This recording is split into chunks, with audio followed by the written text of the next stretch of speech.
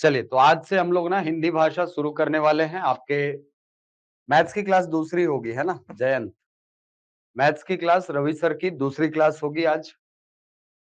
ठीक है, पहली क्लास मेरी, अब रेगुलर यही शेड्यूल चलेगा आपका। मैथ्स आपकी दूसरी क्लास होगी मधु। ठीक है, चलो, तो आज से हम लोग हिंदी भाषा शुरू करेंगे। आप सभी को पता है कि हॉस्टल वार्डन के एग्जाम में हिंदी भाषा जो है ये 5 नंबर का वेटेज रखता है ना। 5 नंबर का वेटेज आपको आपके लिए हिंदी भाषा में उपलब्ध है, और यहां से मान करके चलिए कि 5 में से 5 अंक जो है आप अर्जित कर सकते हैं। हिंदी ऐसा विषय है जिसमें आपको पूरी लिबर्टी मिलती है, आप 5 में से 5 उठा सकते हो। ठीक है, कई बार ऐसा होता है कि यही जो एक एक दो दो नंबर का डिफरेंस है, ये सिलेक्शन होने और ना होने इनके बीच में खड़ा हो जाता है। तो हमको क्या करना है सर? हमको कोशिश ये करनी है कि ये जो पूरे 5 के 5 अंक है सर, हिंदी भाषा से निकाल करके लेके आ जाए। ठीक है, कंप्यूटर की क्लास, कंप्यूटर की क्लास आपकी मंडे से होगी, है ना? अभी मैडम 2 दिन के लिए छुट्टी में है, तो आपकी क्लास जो है ना वो मंडे से कंटिन्यू हो जाएगी। ठीक है, ऋतुपर्णा, कपिल, पायल, ओके, प्रियंका। अरे यार, अब उतना एक्सपर्ट नहीं हूं यार, ब्लूटूथ स्पीकर कैसे कनेक्ट करे वो नहीं आता भाई। ठीक है, मोबाइल से कनेक्ट होता है ना, तो मोबाइल से कनेक्ट हो जाएगा वो। हाँ, ठीक है, मंडे से 4 क्लास आपकी हमने प्लान करके रखी है। ठीक है, चलो, तो हिंदी भाषा से 5 अंक के प्रश्न आने हैं, लेकिन मेरा ये कहना रहेगा कि यार जितना हो सके, उस दिन में मैं आपको समझा रहा था कि आपका दिन भर का जो टाइम है ना उसको आप प्रॉपर शेड्यूल में बांध लो, और कम से कम 1 घंटे का जो समय है ना ये आप दो हिंदी भाषा को, क्योंकि इसमें 5 में 5 लाना जरूरी है। एक चीज हमेशा याद रखना, हम लोग को कठिन शब्द जो है ना या कठिन प्रश्न जो है वो रेस से बाहर नहीं करते। हमको रेस से बाहर करते हैं वो सरल प्रश्न जो सबसे बनते हैं लेकिन हमसे नहीं बनते, और इसी कारण से हम बाहर हो जाते हैं। ठीक है, तो कोशिश हमको ये करना है कि सर ऐसे ऐसे क्वेश्चन जो सरल हैं, जो सामान्य स्तर के हैं, ऐसे प्रश्नों में हम पीछे ना रह जाए। ठीक है, तो इस बात को समझिए और कोशिश कीजिए कि जितना हो सके बेसिक से तैयारी कीजिए। बेसिक अगर स्ट्रांग रहेगा तो ना केवल हॉस्टल वार्डन बल्कि आगामी बहुत सारे एग्जाम है यार, बहुत सारे एग्जाम है, उन सब में आपको काम आने वाला है। ठीक है, आप मैथ्स अच्छे से पढ़ोगे, आपको पटवारी आरआई बहुत सारे एग्जाम व्यापम के होते हैं, उन सब में काम आएगा। हिंदी तो हर हर एग्जाम में रहना है, व्यापम के कंप्यूटर तो हर एग्जाम में रहना है, इंग्लिश हर एग्जाम में रहना है। बेसिक जो सब्जेक्ट है, बेसिक जो सब्जेक्ट है, इनको इतने अच्छे से तैयार करो कि वो आपका लाइफ लॉन्ग के लिए तैयार हो जाए। ठीक है, चलिए, अब आते हैं हिंदी भाषा के सिलेबस में। तो यदि आप हिंदी भाषा का सिलेबस देखें तो उस दिन मैंने आपसे चर्चा की थी कि सिलेबस में क्या क्या शामिल है। अब उसी सिलेबस को हम लोग आगे बढ़ाएंगे, लेकिन उसके पहले हिंदी भाषा एंटर करने से पहले आपको भाषा के संबंध में कुछ महत्वपूर्ण फैक्ट बता देता हूं। यानी जो हम लोग भाषा बोध वाला टॉपिक पढ़ते हैं, इस भाषा बोध वाले टॉपिक का सार क्या है, जो सारभूत तत्व है वो मैं आपको आज की क्लास में बता देता हूं, और आज ही कोशिश करते हैं वर्णमाला शुरू हो जाए। ठीक, चलिए, तो भाषा बोध वाले टॉपिक में आप पढ़ते क्या है सर? आप भाषा बोध वाले टॉपिक में पढ़ते हैं सबसे पहला चीज कि भाषा शब्द की व्युत्पत्ति होती है संस्कृत के भाष धातु से, भाष धातु से। और हिंदी में यदि हम व्याकरण ग्रंथों की शुरुआत कहें तो हिंदी की व्याकरण ग्रंथ तो बहुत बाद में 1920 के आसपास लिखे गए हैं, लेकिन इसके पहले यदि हमारे भारत में व्याकरण ग्रंथों की शुरुआत देखें तो हमारे भारत में व्याकरण ग्रंथ जो सबसे पहला लिखा गया था वो लिखा गया था अष्टाध्यायी। और ये जो अष्टाध्यायी है ये आचार्य पाणिनि की रचना है। आचार्य पाणिनि ने रचना लिखी थी अष्टाध्यायी। और अष्टाध्यायी के बाद जो दूसरी पुस्तक लिखी गई थी व्याकरण पर, उस पुस्तक का नाम है महाभाष्य। महाभाष्य लिखी गई थी आचार्य पतंजलि के द्वारा। ठीक है, आप ये बिल्कुल मत सोचिए कि भाषा बोध के टॉपिक को पूरा डिटेल में पढ़ना है, अपने को नहीं पढ़ना है। अपने को केवल उतना ही पढ़ना है यहाँ पर जो कि एग्जाम ओरिएंटेड है, और चूंकि समय कम है इसीलिए मैं वो निचोड़ आपको ला करके दे रहा हूं जो कि उस पूरे टॉपिक से निकल करके आता है। ठीक है, तो बाकी फैक्ट जो है वो यहीं से पूछेगा, उसके लिए आप निश्चिंत रहिए। क्लियर है? चलिए, तो भाषा शब्द की व्युत्पत्ति होती है संस्कृत के भाष धातु से। और दो व्याकरण की पुस्तकों के नाम रखिए, क्योंकि इनको आपको जीएस वाले पोर्शन में भी पूछ देता है और इनको आपको हिंदी वाले सेक्शन में भी पूछ देता है, तो दोनों को याद रखिए। इसके अलावा तीसरा जो फैक्ट है वो है भाषा के विकास क्रम से, हिंदी भाषा का विकास क्रम। तो हिंदी भाषा का विकास क्रम जब आप पढ़ेंगे तो हिंदी का विकास क्रम पढ़ने के पहले आपको पता होना चाहिए कि हिंदी जो है ये आर्य भाषा परिवार की भाषा है। आर्य भाषा परिवार की भाषा है जो कि भारोपीय शाखा से संबंधित है, जो कि भारोपीय शाखा से संबंधित है, ये ध्यान रखिएगा। हिंदी आर्य भाषा परिवार की भाषा है जो कि भारोपीय शाखा से संबंधित है। ये दोनों फैक्ट याद रखिए। अब इसके बाद हिंदी भाषा का विकास क्रम। हिंदी भाषा का विकास क्रम मैं आपको पूरे डिटेल में नहीं पढ़ा रहा हूं, क्योंकि यहां पर हमको जरूरत है फैक्ट्स की। ठीक है, 5 नंबर का सिलेबस है, मेरे हिसाब से जितना पढ़ा रहा हूं उतना पढ़ लोगे आप, बाहर भागने की जरूरत नहीं पड़ेगी आपको, उतना पढ़ लीजिए काफी है। ठीक, अब हिंदी भाषा का यदि आप विकास क्रम देखें तो हिंदी भाषा का विकास क्रम प्रारंभ होता है संस्कृत से, और संस्कृत का प्राचीनतम स्वरूप है वैदिक संस्कृत। वैदिक संस्कृत, वैदिक संस्कृत से चूंकि श्रृंखला प्रारंभ होती है, इसीलिए वैदिक संस्कृत को हिंदी की आदि जननी भाषा कहा जाता है, ये ध्यान रखेंगे। हिंदी की आदि जननी भाषा कौन सी है? संस्कृत है। अब ये जो वैदिक संस्कृत जो है, आवाज अच्छे से नहीं आ रही है, बाकी लोग को भी दिक्कत हो रही है क्या? हाँ, केवल इंपॉर्टेंट पढ़ेंगे है ना, जितने में से आपका काम चल जाए, जिससे एग्जाम में क्वेश्चन आ जाए, वो सारी चीजें पढ़ेंगे। नहीं हो रहा है यार दिक्कत? मेघा रिज्वाइन करके देखिए। अब वैदिक संस्कृत के सरलीकरण से लौकिक संस्कृत अस्तित्व में आती है। लौकिक संस्कृत, लौकिक संस्कृत के बारे में कोई महत्वपूर्ण तथ्य नहीं है। लौकिक संस्कृत आगे जाकर के पुनः सरलीकृत होगी, और लौकिक संस्कृत के सरलीकरण से पाली भाषा अस्तित्व में आती है। पाली भाषा को भारत की प्रथम जनभाषा का दर्जा प्राप्त है, ये याद रखिएगा। इसके बारे में फैक्ट यही है कि भारत की प्रथम जनभाषा, या भारत की प्रथम लोक भाषा, या भारत की प्रथम देश भाषा होने का गौरव प्राप्त है किस भाषा को? पाली भाषा को।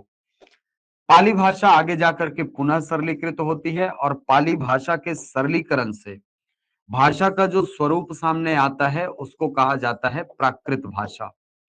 प्राकृत भाषा हमारे भारत की शिलालेखों में प्रयुक्त होने वाली पहली भाषा बनी। शिलालेखों में प्रयुक्त होने वाली प्रथम भाषा कौन सी बनी? प्राकृत भाषा। अब प्राकृत भाषा भी धीरे धीरे करके सरलीकृत होती है, और प्राकृत भाषा के सरलीकरण से 7 अपभ्रंशों का विकास होता है। तो एक क्वेश्चन यहां पर आता है कि अपभ्रंशों की संख्या कितनी थी? तो अपभ्रंशों की संख्या थी 7। ठीक है, अपभ्रंशों की इतनी संख्या थी, 7 थी। ठीक है, डिटेल में नहीं जा सकते राजेंद्र। ठीक है, मैं भाई जानबूझ करके, देखो सिलेबस है 5 नंबर का, ठीक है, 5 नंबर का सिलेबस है। मैक्सिमम जो पोर्शन है, देखो हिंदी पढ़ने से आपका सिलेक्शन यहाँ पे बहुत ज्यादा नहीं होगा भाई, बहुत ज्यादा बेनिफिट नहीं मिलेगा आपको। अगर टाइम लगाना है ना, देखो टाइम लिमिटेड है दोस्त, टाइम लगाना है ना कंप्यूटर में लगाओ, टाइम लगाना है ना मैथ्स में लगाओ, बाल मनोविज्ञान को समय दो, ठीक है। और वैसे भी आप सभी को पता है कि हिंदी में अगर 5 क्वेश्चन आ रहे हैं सर, तो 2-3 क्वेश्चन तो पहले से ही बन जाते हैं हमारे, ठीक है, 2-3 क्वेश्चन बन जाते हैं। जो आपसे नहीं बनते हैं वो आपको मैं यहाँ पे पढ़ाऊंगा, टेंशन मत लो, ठीक है। चलिए, तो अपभ्रंश कितने बने? 7 अपभ्रंश। कालांतर में इन 7 अपभ्रंशों से अवहट्टों का निर्माण हुआ, अवहट्ट बने, और अवहट्ट फिर आगे जाकर के बदल गए कौन सी भाषा में? हिंदी भाषा में, या आधुनिक भाषाओं में इनका रूपांतरण हो गया। तो यहां से याद क्या करना है सर? यहां से याद करने लायक जो सबसे पहली चीज है वो है ये सीक्वेंस। ये सीक्वेंस अच्छे से याद रखिएगा। सबसे पहले वैदिक संस्कृत, फिर लौकिक संस्कृत, फिर पाली, फिर प्राकृत, अपभ्रंश, अवहट्ट और फिर हिंदी। अब इस सीक्वेंस के बीच बीच में जो मैंने आपको फैक्ट बताए हैं ये अच्छे से याद रखो। जैसे हिंदी की आदि जननी पूछेगा तो संस्कृत भाषा है। भारत की प्रथम जनभाषा कौन सी है? पाली है। शिलालेखों में प्रयुक्त होने वाली पहली भाषा कौन सी है? प्राकृत भाषा है। अपभ्रंशों की कुल संख्या कितनी थी? तो 7 अपभ्रंश थे, ठीक है। अपभ्रंशों की संख्या कितनी? 7 अपभ्रंश थे सर। इन 7 अपभ्रंशों में एक अपभ्रंश का नाम था, यहां पर मैं लिख रहा हूं, 7 अपभ्रंशों में एक अपभ्रंश था शौरसेनी।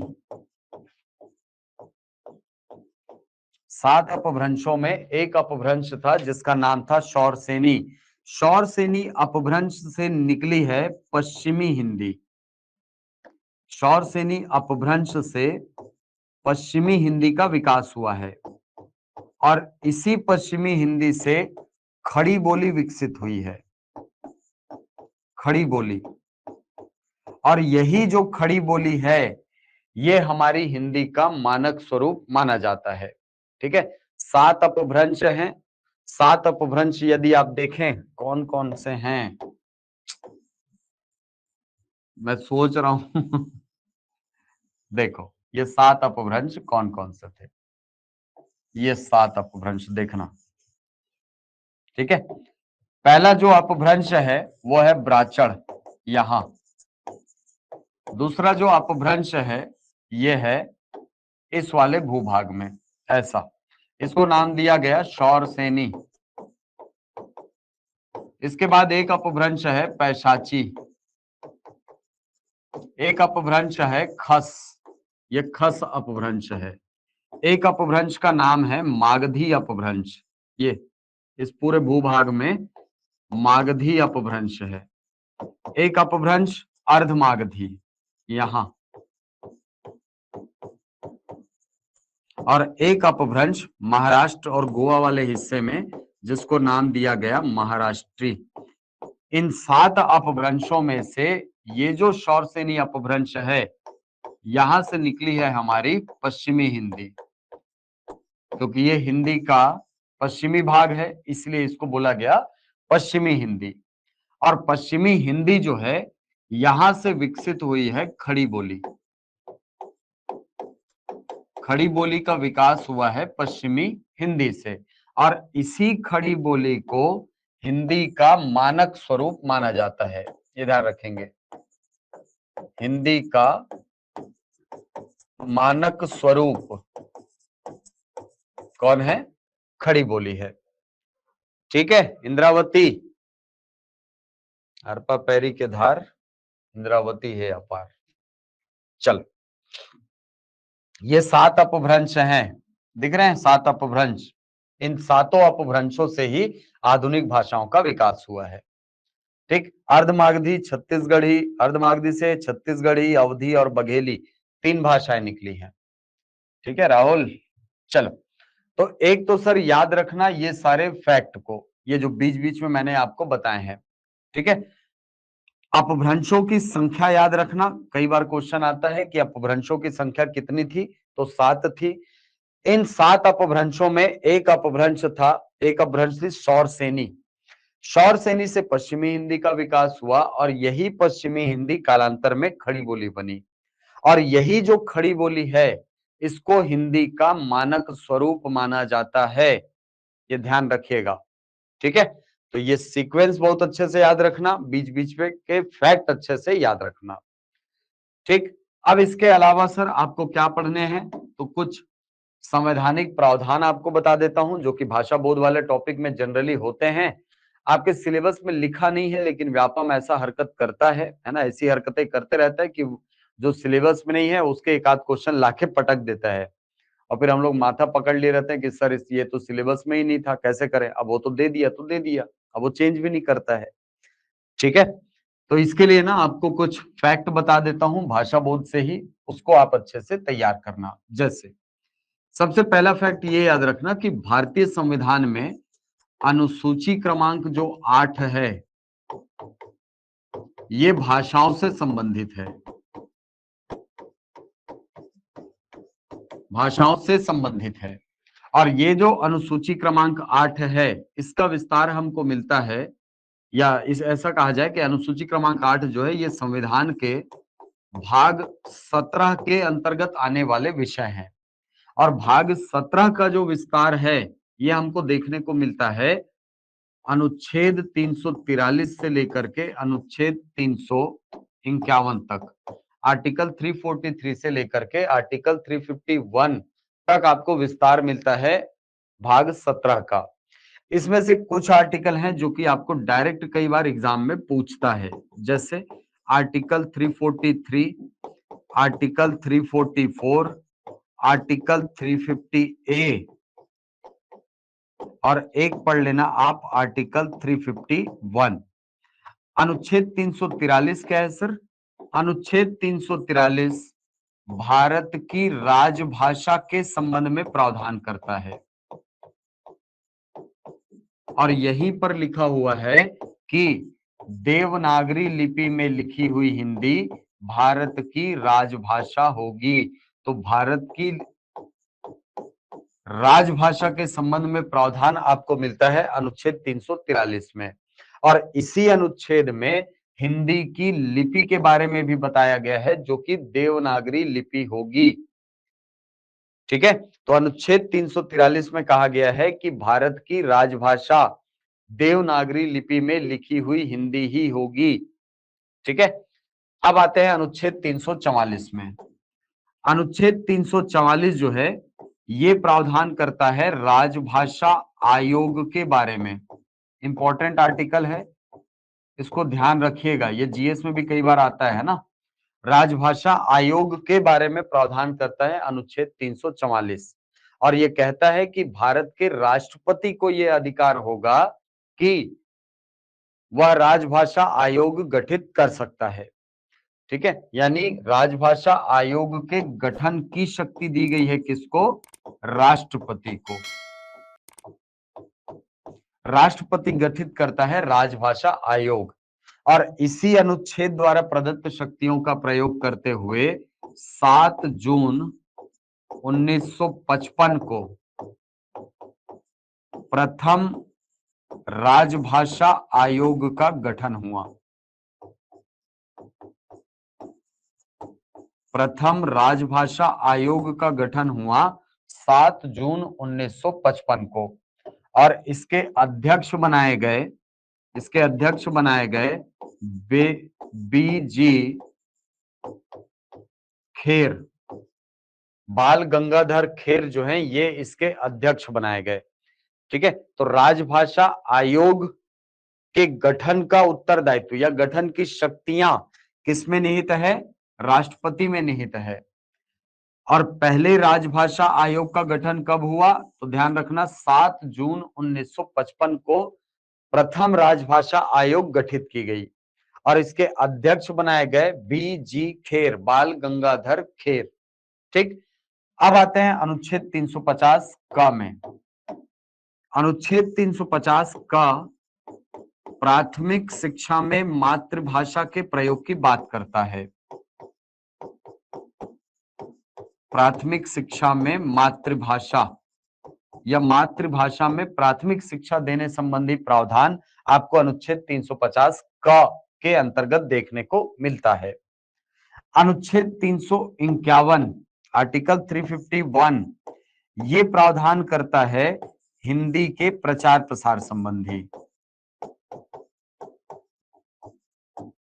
हिंदी का प्रचार प्रसार ये प्रावधानित है अनुच्छेद 351 में, और इसमें कहा गया है कि केंद्र सरकार का यह दायित्व होगा कि वह हिंदी का प्रचार प्रसार करे, यानी ये जो हिंदी है उसके प्रचार प्रसार का उत्तरदायित्व सौंपा गया है किसको? केंद्र सरकार को। ठीक, तो ये 4 आर्टिकल अपने दिमाग में एकदम अच्छे से बिठा लीजिए, क्योंकि यहां से कई बार क्वेश्चन एकदम डायरेक्ट आपको पूछा हुआ है। एकदम डायरेक्ट क्वेश्चन आएगा यहां से, आपको पूछेगा। तो ये 4 आर्टिकल है अनुच्छेद 343 जिसमें राजभाषा के संबंध में प्रावधान है, अनुच्छेद 344 जिसमें राजभाषा आयोग के गठन की बात किया है, और राजभाषा आयोग के गठन का उत्तरदायित्व सौंपा गया है राष्ट्रपति को, और इसी अनुच्छेद के प्रदत्त शक्तियों का प्रयोग करते हुए भारत के प्रथम राष्ट्रपति डॉक्टर राजेंद्र प्रसाद ने प्रथम राजभाषा आयोग का गठन किया 7 जून 1955 को। 7 जून 1955 को प्रथम राजभाषा आयोग का गठन हुआ, जिसके अध्यक्ष बनाए गए BG खेर, बाल गंगाधर खेर। अब अनुच्छेद 350 क या 350 ए प्रावधान करता है प्राथमिक शिक्षा जो है वो कौन सी भाषा में होनी चाहिए? मातृभाषा में होनी चाहिए, ऐसा। और अनुच्छेद 351 हिंदी के प्रचार प्रसार का उत्तरदायित्व सौंपता है किसको? ये देता है केंद्र सरकार को। ठीक है, हाँ, गोल्डन पीकॉक अवार्ड जो है वो अनुच्छेद 351 से ही संबंधित है, तेजस। ठीक है, बहुत सारी चीजें अनुच्छेद 351 से संबंधित होती हैं। जैसे बैंकों में फॉर्म में लिखा होता है ना, हिंदी के प्रचार प्रसार को हम बढ़ावा देते हैं, या हम कार्यालयीन प्रयोग में हिंदी को प्रोत्साहित करते हैं। आप जाएंगे फॉर्म में लिखा होता है ये। उसके पीछे का रीजन यही है, क्योंकि केंद्र सरकार की जितनी प्रॉपर्टी है उनके माध्यम से केंद्र सरकार कोशिश करती है कि वो हिंदी को प्रचारित प्रसारित कर सके। ठीक है, चलिए, तो ये भाषाएं जो हैं, सॉरी, ये जो 4 आर्टिकल हैं इनको अच्छे से याद रखिएगा।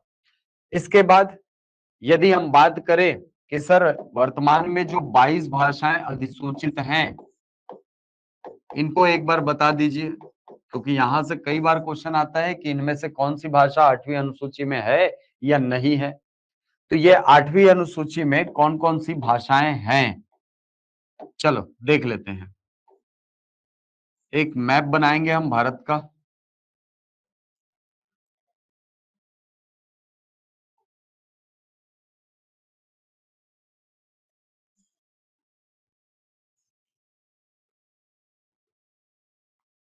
ठीक,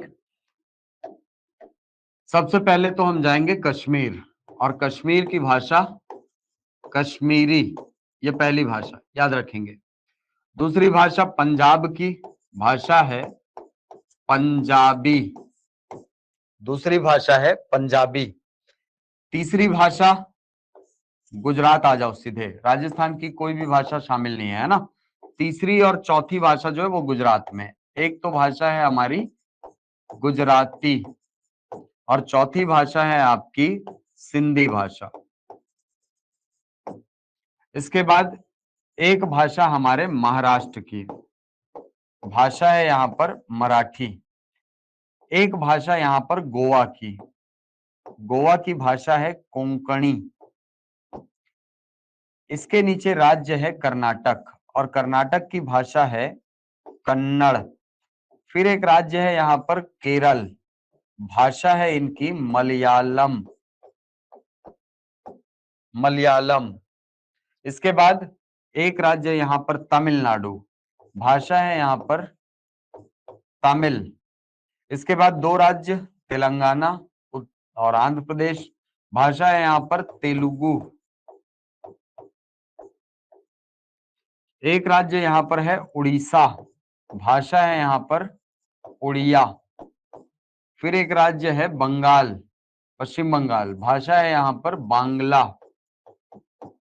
एक राज्य यहाँ पर है असम, और असम की भाषा है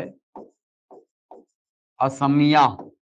और असम में ना एक जनजाति पाई जाती है जिसका नाम है बोडो, और बोडो जनजाति की भाषा भी 8वीं अनुसूची में अधिसूचित है। इसके बाद एक राज्य यहाँ पर छोटा सा है मणिपुर, और मणिपुर की भाषा है मणिपुरी। वापस आते हैं बंगाल में। बंगाल की सीमा लगती है सर बिहार से, बिहार की सीमा लगती है नेपाल से, इसीलिए भाषा यहाँ पर नेपाली। ठीक है, वैसे नेपाली सिक्किम की राजभाषा है, ध्यान रखना, बिहार की राजभाषा नहीं, सिक्किम की राजभाषा है वो, है ना। इसके बाद एक राज्य है, एक भाषा है यहाँ पर मैथिली, बिहार का मिथिला वाला हिस्सा मैथिली। एक राज्य यहाँ पर है उत्तर प्रदेश, भाषा यहाँ पर उर्दू।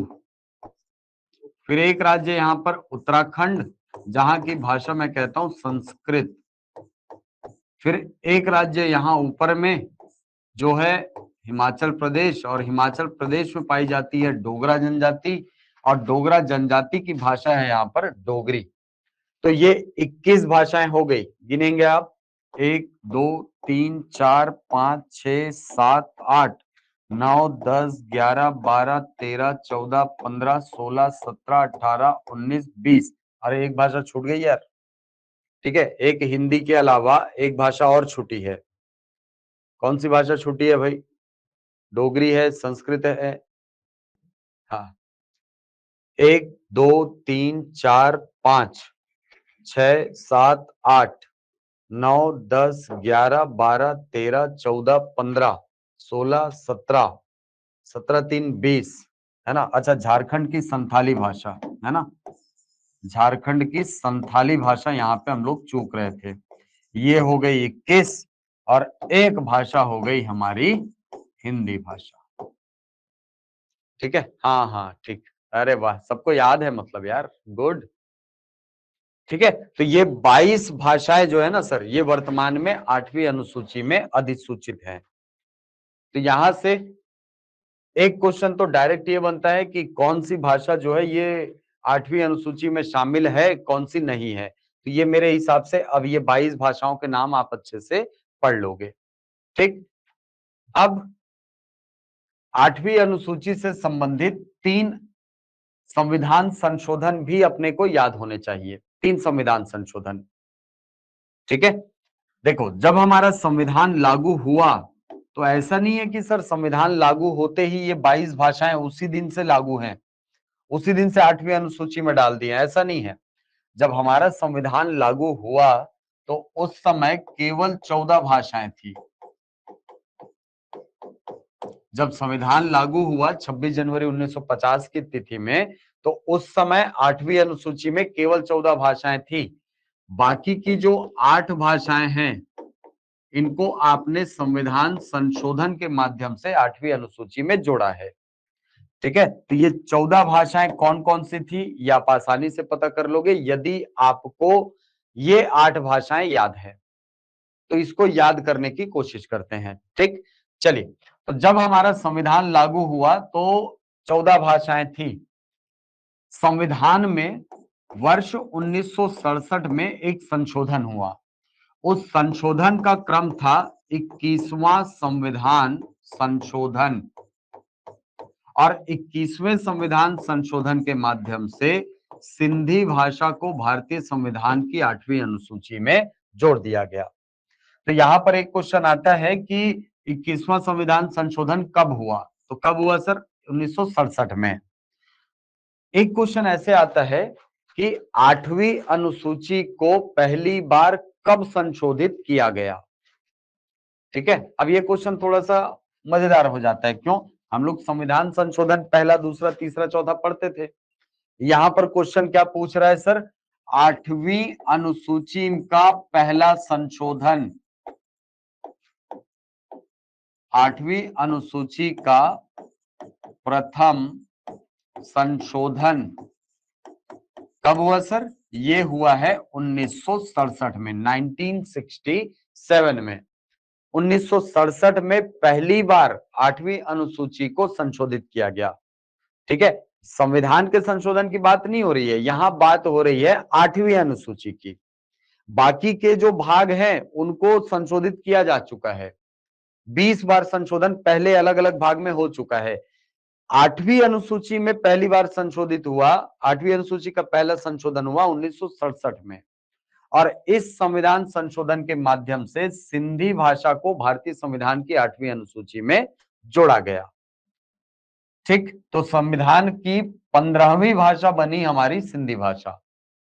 संविधान की 15वीं भाषा कौन सी बनी? सिंधी भाषा। और संविधान लागू होने के पश्चात जोड़ी जाने वाली पहली भाषा भी कौन सी बनी? सिंधी भाषा। क्वेश्चन पूछने का तरीका बदल जाएगा, आंसर नहीं बदलेगा। ठीक है, चलिए अगला, 8वीं अनुसूची का दूसरा संशोधन हुआ वर्ष 1992 में।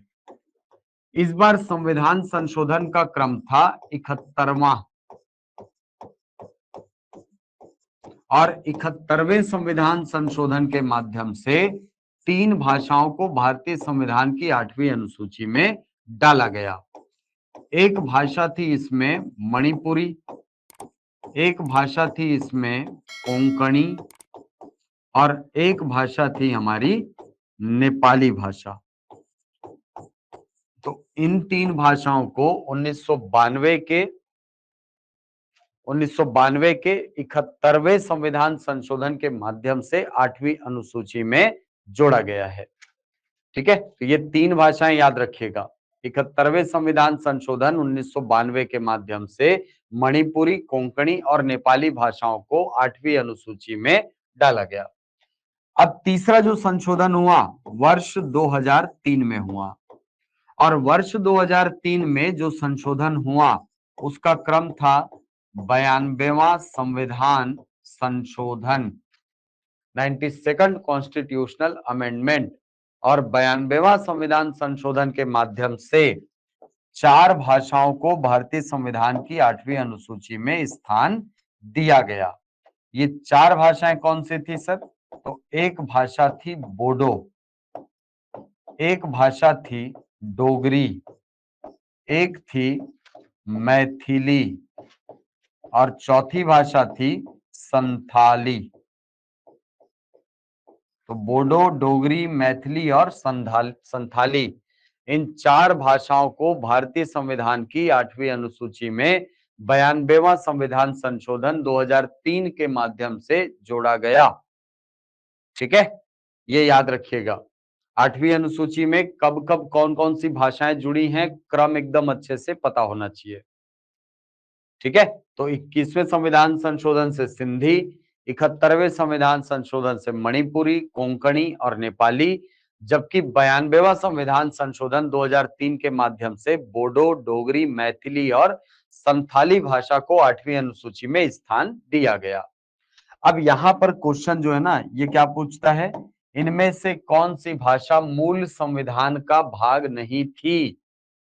अब वो मूल संविधान का भाग कहने का मतलब उस संविधान की बात हो रही है जो 26 जनवरी 1950 को लागू की गई थी।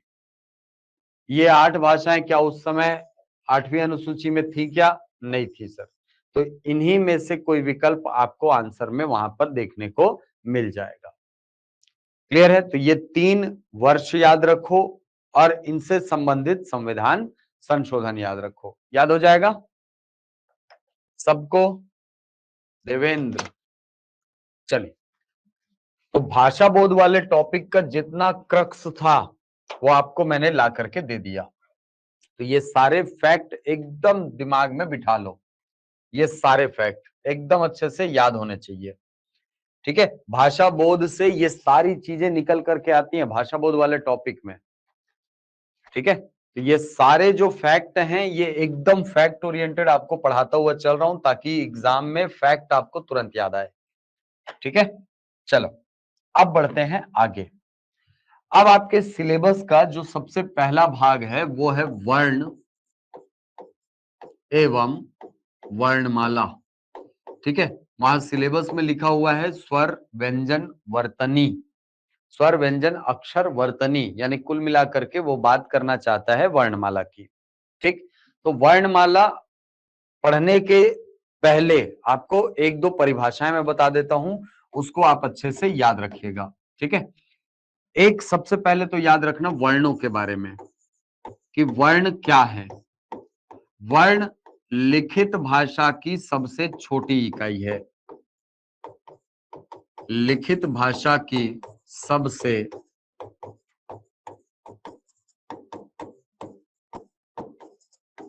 छोटी इकाई है, लिखित भाषा की सबसे छोटी इकाई वर्ण है। ठीक, वर्ण के बारे में सबसे सबसे इंपॉर्टेंट चीज ये कि वर्ण है क्या। ध्वनियों के लिखित रूप को वर्ण कहा जाता है। ध्वनियों के लिखित रूप को वर्ण कहते हैं। ठीक है, तो जो भी ध्वनि है उसको लिखने के लिए जो चिन्ह आप निर्धारित करते हो उसको कहा जाता है वर्ण। ठीक है, जैसे जैसे सर मान लो लिखना है आपको का, तो सर ये सबसे छोटी ध्वनि है, इसको आप तोड़ नहीं सकते फिर। ठीक है, वैसे ही खा ये ध्वनि है सर, इसके लिए आपने चिन्ह निर्धारित किया है।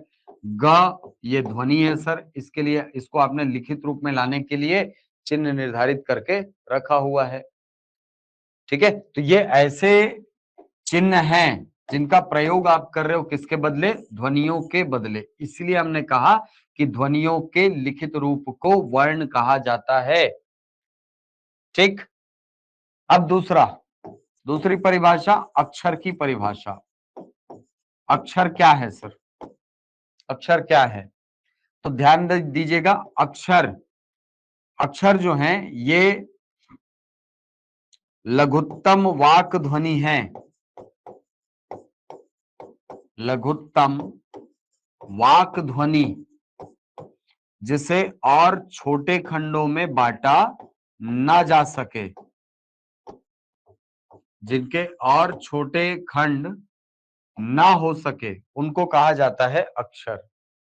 ठीक है, अब इन दोनों में अंतर क्या है सर, देखिए अक्षर और वर्ण, कई बार ऐसा होता है कि हम अक्षर और वर्ण में बड़ा कंफ्यूज होते हैं। ठीक है, तो एक चीज समझना, वर्ण जो हैं ये लिखित भाषा की इकाई होते हैं, लिखित भाषा की इकाई यानी लिखित भाषा में इसका प्रयोग होता है, जबकि अक्षर लघुत्तम वाक ध्वनि है। वाक यानी बोलना, बोली जाने वाली सबसे छोटी ध्वनि को आप अक्षर कहते हैं। ठीक है, और मौखिक भाषा की यदि आप इकाई देखेंगे तो ध्वनि के बाद यही है, ध्वनि सबसे छोटी इकाई होती है मौखिक भाषा में। ठीक है, लेकिन ध्वनि के तुरंत बाद यदि कोई छोटी इकाई है तो वो अक्षर है। ओके, अब इन दोनों का अंतर समझिए, यहां से क्वेश्चन आता कैसे है उसको समझना। जैसे मान लो आपको शब्द दे दिया राम और पूछेगा राम शब्द में है, ऑप्शन ए दे दिया 4 अक्षर 4 वर्ण है, ऑप्शन बी दे देगा 2 अक्षर 4 वर्ण है, या ऑप्शन सी दे देगा 4 अक्षर और 2 वर्ण है, ऑप्शन डी दे देगा आपको 2 अक्षर और कितने वर्ण हैं, 2 वर्ण है। अब आपको इसको निकालना पड़ेगा सर, बी है आंसर, बी है आंसर। हाँ बहुत बढ़िया, देखिए वर्ण कैसे निकाला जाता है सर, जैसे मान लो लिखा हुआ है राम, इसमें वर्ण कैसे निकलेंगे, देखो इस राम को लिखने के लिए मुझे कितने वर्णों की आवश्यकता पड़ी है, तो देखो सबसे पहले मुझे आवश्यकता पड़ी र की, फिर आ की, फिर म की और फिर आ की, तो ये 4 वर्ण मिल करके राम शब्द बनाए हैं। लेकिन अगर मैं ये कहूं कि सर मुझे राम उच्चारित करना है, बोलना है, तो क्या मैं इसको रा आ म आ ऐसा पढ़ूंगा क्या, नहीं सर,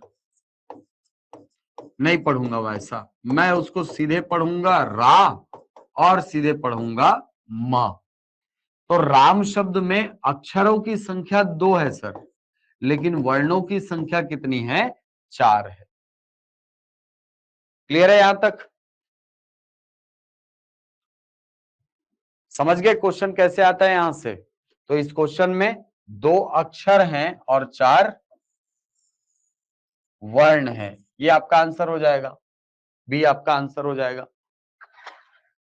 ठीक है, पहचान लोगे ना? कमल शब्द में 3 अक्षर हैं सर, 6 वर्ण हैं उसमें, कमल शब्द में। ओके,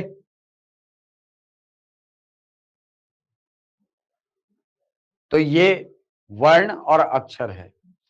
अब अगले भाग में आते हैं। अगला है इसमें वर्णों की परिभाषा के बाद आपको पढ़ना है वर्णमाला। तो सर वर्णमाला क्या है? पहली बात, वर्णमाला क्या है? ध्यान रखिए, वर्णों के व्यवस्थित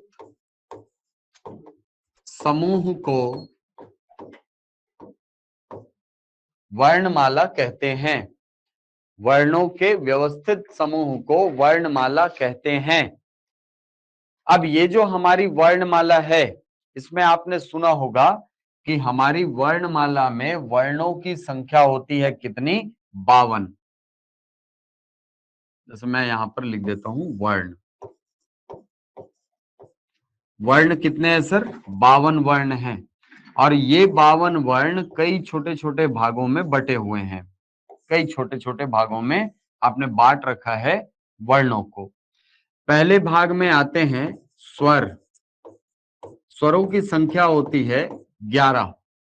फिर आते हैं अयोग वाह। अयोग वाह के अंतर्गत 2 वर्ण आते हैं। फिर आते हैं हमारे व्यंजन वर्ण। व्यंजनों की संख्या होती है 33। इसके बाद आते हैं संयुक्त व्यंजन, और संयुक्त व्यंजनों की संख्या कितनी? 4। फिर आते हैं द्विगुण वर्ण, या इन्हीं का नाम है उत्क्षिप्त वर्ण। इनकी संख्या होती है 2। तो 11, 11 और 2 13, 13 और 33 44, 46 है ना? 13 और 33 46, 46 और 4 50, 50 और 2 52। इन 52 वर्णों में हमारी वर्णमाला बटी हुई है, ये 52 वर्ण। तो सबसे पहली बात तो सर ये संख्याएं अच्छे से एकदम दिमाग में बैठी होनी चाहिए। 11, अयोगवाह कितने? 2, व्यंजन कितने? 33, संयुक्त व्यंजन कितने? 4, और उत्क्षिप्त वर्ण कितने? 2। तो ये जो 52 वर्ण हैं, इनको अच्छे से याद रखना जरूरी है। ठीक है, चलिए, तो अब सबसे पहले हम लोग पढ़ना चालू करते हैं स्वरों को, कि सर स्वर क्या है? क्या होते हैं स्वर? बताना तो जरा। ऑनलाइन वाले दिव्या, तेजस, ओम प्रकाश, बताओ स्वर क्या होते हैं?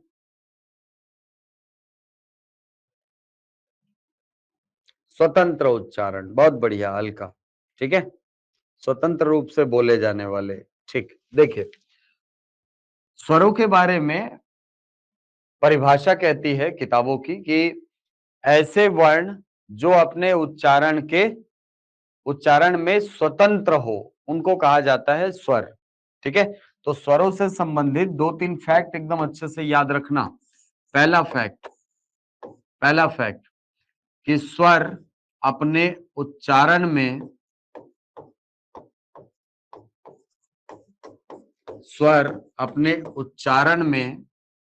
स्वतंत्र होते हैं।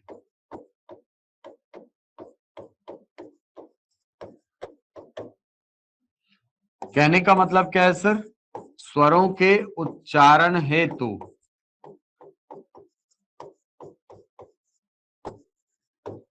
किसी अन्य वर्ण की आवश्यकता नहीं होती है।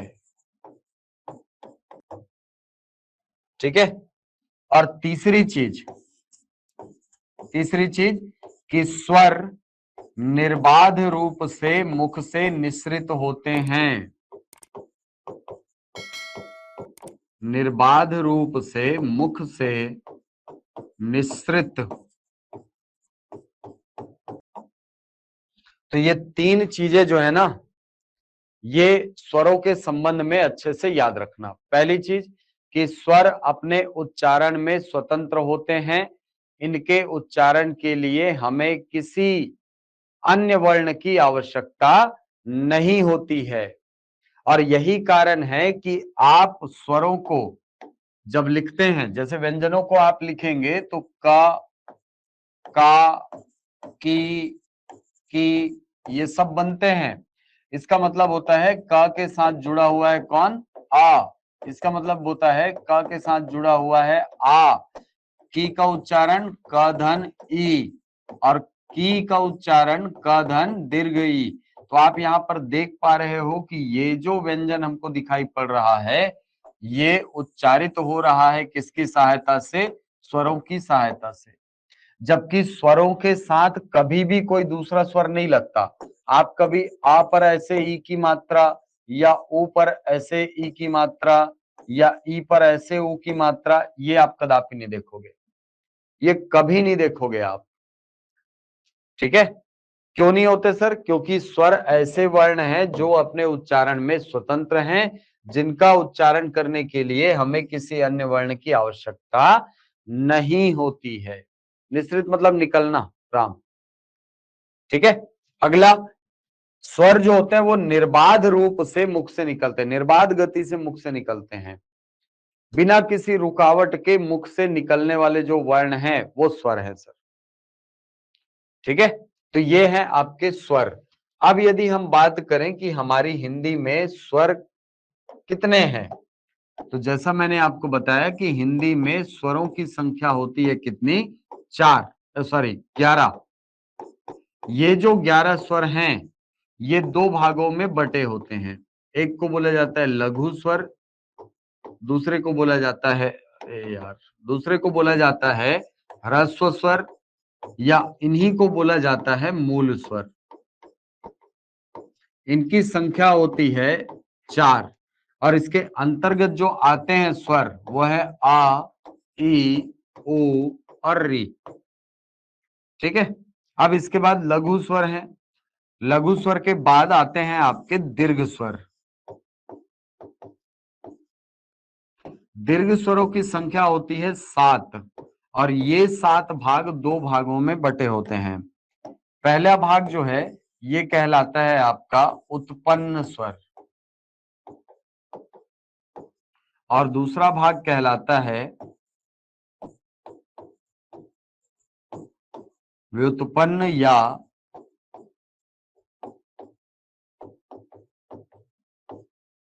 संयुक्त स्वर। व्युत्पन्न स्वरों की संख्या जो है ये उत्पन्न स्वरों की संख्या होती है हमारे यहाँ, उत्पन्न स्वरों की संख्या होती है 3 और व्युत्पन्न स्वरों की संख्या होती है 4। उत्पन्न स्वरों में कौन कौन शामिल है सर? उत्पन्न स्वरों में शामिल है आ, दीर्घ ई और दीर्घ उ। जबकि व्युत्पन्न या संयुक्त स्वरों में ए, ऐ, ओ और औ, इन 4 स्वरों को रखा जाता है। ठीक? इनको लघु स्वर क्यों बोलते हैं सर?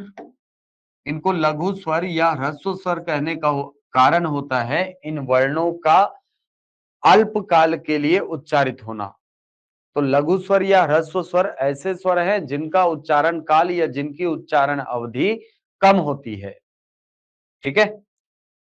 हाँ, कम समय, काम समय नहीं दिव्या। ठीक है? इन्हीं 4 स्वरों को आपने नाम दिया है मूल स्वर। मूल स्वर ये इसलिए हैं क्योंकि ये किसी के योग से नहीं बनते, बल्कि ये स्वयं में मूल स्वर है।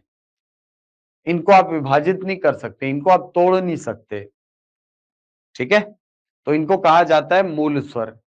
इसी प्रकार दीर्घ स्वर ऐसे स्वर है जिनका उच्चारण काल लघु स्वरों की तुलना में अधिक होता है। अब ये जो दीर्घ स्वर हैं इनकी संख्या मानी गई है 7 और एक भाग में रखा आपने उत्पन्न स्वरों को, दूसरे भाग में रखा आपने व्युत्पन्न या संयुक्त स्वरों को। तो सर इनको उत्पन्न स्वर कब कहा जाएगा? देखिए, जैसे मान लो कोई वस्तु जो है ये समान प्रकार के मॉलिक्यूल से, समान प्रकार के अणुओं से मिला करके आपने इस वस्तु को बनाया है, तो कहा जाएगा कि इस वस्तु को उत्पन्न किया गया है, प्रोड्यूस किया गया है इस वस्तु को। लेकिन सर अगर ऐसी स्थिति हुई कि कोई वस्तु आपने बना तो दी है, लेकिन इसको बनाने के लिए आपने अलग अलग रंग के गेंदों का प्रयोग किया हुआ है, ये अलग रंग है सर, ठीक है। इसी प्रकार ये नीला रंग है। तो अलग अलग चीजों के मेल से जब आप किसी चीज का निर्माण करते हैं तो इनको कहा जाता है, इसको कहा जाता है व्युत्पन्न, या अंग्रेजी में इसी को बोला जाता है डेराइव, ठीक है। अब यदि आप हमारे स्वर देखें तो मूल स्वर तो सर हमारे 4 हैं, आ, ई, उ और री। जब आप दीर्घ स्वर संधि पढ़ेंगे ना तो वहां पर आ का मेल होता है आ से, बन जाता है आ। ई का मेल होता है ई से और बन जाता है यहाँ पे दीर्घ ई। उ का मेल होता है उ से और बन जाता है दीर्घ उ। वैसे ही आप जब गुण स्वर संधि पहुंचेंगे तो गुण स्वर संधि में आ और ई का मेल होगा, यहां पर बन जाएगा ए। आ से उ का मेल होगा, बन जाएगा यहां पर ओ। आ का मेल हो रहा है आ से, आ का मेल हो रहा है ए से, आ का मेल हो रहा है ए से, तो यहां बन जाएगा ऐ। और आ का मेल हो रहा है ओ से, तो ये बन जाता है आओ। क्या बन जाएगा? आओ। तो कहने का मतलब क्या है सर, अब आप यहाँ पे देख सकते हो कौन समान स्वरों के मेल से बना है, कौन असमान स्वरों के मेल से बना है। जो समान स्वरों के मेल से बनेगा उसको कहा जाएगा उत्पन्न स्वर, और जो असमान स्वरों के मेल से बनेगा उसको कहा जाएगा व्युत्पन्न या संयुक्त स्वर। क्लियर है? पहचान लेंगे कौन उत्पन्न है, कौन व्युत्पन्न है, कौन मूल स्वर है, कौन लघु स्वर है, पहचान लेंगे सब। यहां से क्वेश्चन क्योंकि वैसे ही आएगा, है ना, ठीक है।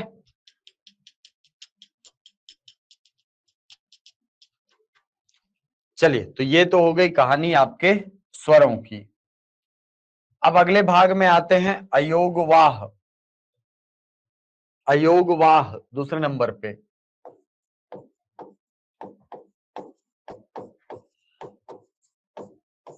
अयोगवाह के अंतर्गत 2 वर्ण आते हैं, एक को बोला जाता है अम और दूसरा वर्ण है अह। अम को कहा जाता है अनुस्वार और अह को कहा जाता है विसर्ग। अनुस्वार और विसर्ग ये दोनों मिलकर के आते हैं किसमें? अयोगवाहों के अंतर्गत। अयोगवाह वर्ण की परिभाषा बहुत इंपॉर्टेंट है, क्योंकि यहां से क्वेश्चन पूछ सकता है, पूछा हुआ है पहले, है ना, कि ऐसे वर्ण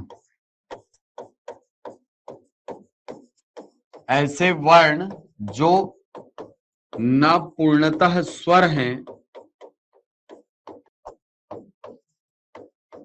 न ही पूर्णतः व्यंजन, ऐसे वर्णों को कहा जाता है अयोगवाह। आ के योग से वहन होने के कारण इनको नाम दिया गया है अयोगवाह, ठीक है। चलिए, तो ऐसे वर्ण जो न तो पूर्णतः स्वर हैं न पूर्णतः व्यंजन हैं, इनको कहा जाता है अयोगवाह। इसके अंतर्गत 2 वर्ण आते हैं अम और अह, ठीक है। अब कल की क्लास में हम लोग देखेंगे व्यंजनों को। कल की क्लास में हम लोग व्यंजन से कंटिन्यू करेंगे, और यहां से ये मान करके चलो कि वर्णमाला का परिचय आपका हो जाएगा, ठीक है। क्योंकि मेन तो आपको पढ़ना है इसके कॉन्सेप्ट को, कॉन्सेप्ट ज्यादा इंपॉर्टेंट है, ठीक है। यहाँ पे आपको वर्णमाला से कभी कभी ऐसा होता है कि लघु स्वर कितने हैं, दीर्घ स्वर कितने हैं, लघु स्वर कौन सा नहीं है, दीर्घ स्वर कौन सा नहीं है, ऐसे क्वेश्चन पूछता है। लेकिन वैसे क्वेश्चन की संख्या कम होती है। मेन जो क्वेश्चन यहाँ के आते हैं ना, वो कॉन्सेप्ट बेस्ड आते हैं। ठीक है। हाँ हाँ ठीक है, वो सब बताऊंगा आगे उज्जवल, है ना। स्वरों का विभाजन, व्यंजनों का विभाजन भी बताऊंगा। अल्प प्राण, महाप्राण, अघोष वर्ण, सघोष वर्ण, वर्णों का उच्चारण स्थल, सारी चीजें, जितने 5 कॉन्सेप्ट हैं आपके, पूरा मैं पढ़ाऊंगा, निश्चिंत रहो उसके लिए। ठीक है। नोट अपलोड कर दिया करो। कैसा नोट भाई? ये पीडीएफ तो चला जाता है यार उसमें, राम। ठीक है। चलो, कल हम लोग यहीं से कंटिन्यू करेंगे और अच्छे से पढ़ाई करिए। अरे विदेशक शब्द ठीक है, हो जाएगा। स्वरों की संख्या 11, संचिता, सचिता। ओके। ठीक है। चलो, आपसे मुलाकात होगी फिर कल। अच्छे से पढ़ाई करो और टारगेट करो कंप्यूटर, टारगेट करो गणित।